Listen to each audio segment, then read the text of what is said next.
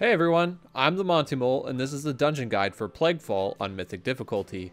I'll be covering Covenant bonuses and all the boss's abilities, so if you are looking for a specific fight, I will make sure to include timestamps in the description below. Anyone with the Maldraxxus Covenant will receive an extra bonus in this dungeon. If you use Fleshcraft on dead slimes throughout the dungeon, they will give you varying buffs. Congealed slimes will reduce your allies' damage by 10%.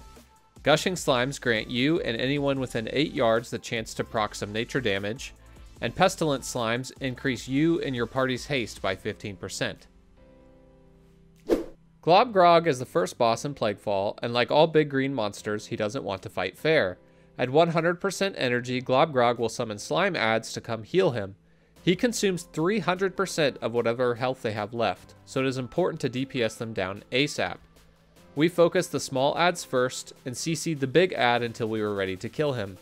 Unless you have some really big damage, there is a good chance these adds will overlap with Slime Wave, which is a big frontal cone attack, so make sure to stay alert and dodge this while killing the slimes. The last thing to watch for in this fight is called Plague Stomp. It is a large AoE ability that knocks everyone back, reducing your movement speed for 20 seconds. This fight is a bit of a DPS check, but if you do the mechanics and dodge Slime Wave, you should be fine. Dr. Ickus is the second boss in this dungeon, and he will be jumping around from platform to platform all throughout this fight. As you chase him, make sure you don't stand in these slime rivers too long, because they do a small amount of ticking damage while you are in them. Dr. Ickus' first ability is called Slime Injection, which is a stacking debuff he places on the tank. This needs to be dispelled right away, because for every stack the tank gets, an erupting ooze will spawn.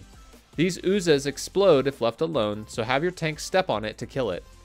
When Dr. Ickus jumps to a new platform, he will spawn 2 adds, a Plague Bomb add and a Congealed Slime.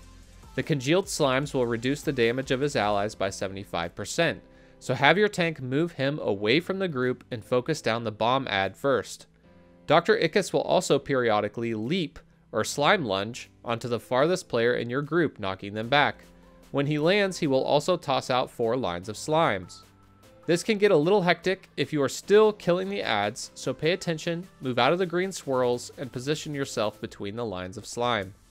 Lastly, when Dr. Ickus isn't within melee range, he will spam a stacking debuff called Burning Strain on your whole group, so have your tank pick him back up as soon as possible after he leaps. Domina Venomblade is up next. All the attacks in this fight deal nature damage, so watch out for Cytoxic Slash, which places a toxin on your tank that increases the amount of nature damage he takes. Have your healer dispel this ASAP. During the fight, Domina will be spawning adds from inside these spider webs. The adds will be stealthed so you can't see them, but you can see the toxic blades that they will be throwing at you. To pop them out of stealth, we had the tank move the boss from cobweb to cobweb, popping them out. You can also use AoE abilities if you have them available to you. Make sure to focus down the adds because their Assassinate places a stacking debuff on everyone that does a ton of damage. So during this fight, just make sure you stack and move together to avoid getting web wrapped. We had someone stack in melee, but you can also stack with a buddy if that makes more sense with your group comp. Lastly, Domina will mark a player and cast Shadow Ambush on them. Have them move out of the group right before the ambush goes off, and then stack back up to avoid getting web wrapped. This fight is really all about getting those stealth adds down quickly and mitigating the damage from Assassinate, so move together and kill the adds.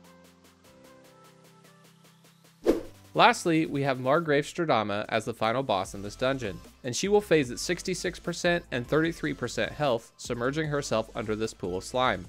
When she does this, her slime tentacles will spawn, twirling around the air before they try to smack you. You can see which ones are about to slap down because they will turn bright green and straighten out. These do appear to have a few different patterns, but until you learn them, just stay alert and don't stand in front of the bright green ones. Using any movement cooldowns here can also help save your life, so save those for this part of the fight. Stradama will be casting Infectious Rain during this fight, which increases your nature damage taken. This is a disease and it can be cleansed, but if you don't have a priest or a monk or a shaman or any other classes able to do that, then you will just need to heal through it. Lastly, throughout the fight, an add will spawn that will stomp the ground with Touch of Slime. One person needs to soak this ability or else it will deal massive party-wide damage, resulting in a wipe. So make sure someone stands in that green circle. And that's really all there is to Plaguefall. Thanks everyone for watching this guide. I hope it was helpful for you. And if you would like to see more of these videos, make sure to hit subscribe and follow me on Twitch and Twitter. Until next time, guys, peace.